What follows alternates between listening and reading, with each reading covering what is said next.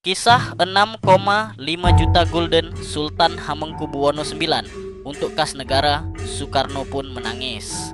Ketika proklamasi kemerdekaan Indonesia pada 17 Agustus 1945 diumumkan oleh Soekarno dan Muhammad Hatta, Hamengkubuwono IX segera mengambil sikap tegas. 2 hari setelah proklamasi, beliau mengirim telegram ucapan selamat kepada para proklamator. Sultan bersama Paku Alam VIII mengeluarkan maklumat pada 5 September 1945 yang menyatakan bahwa Yogyakarta adalah bagian dari Republik Indonesia. Keputusan ini menandai awal dari era modern bagi Yogyakarta, di mana daerah tersebut tidak lagi menjadi entitas negara sendiri, tetapi berfungsi sebagai bagian dari negara republik.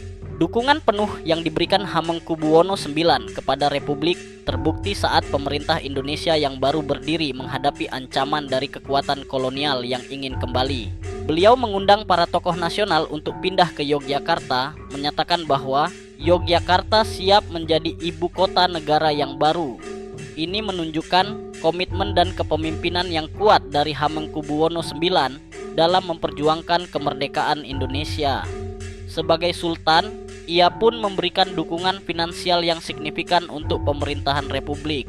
Segala urusan pendanaan selama pemerintahan di Yogyakarta, termasuk gaji presiden dan wakil presiden, staf operasional TNI, dan biaya perjalanan delegasi ke luar negeri, diambil dari kas keraton. Sultan Hamengkubuwono IX tidak pernah mencatat berapa banyak uang yang dikeluarkan, karena bagi beliau, semua ini adalah bagian dari perjuangan untuk bangsa. Ia juga memberi amanat kepada penerusnya untuk tidak menghitung kembali harta keraton yang digunakan untuk kepentingan republik.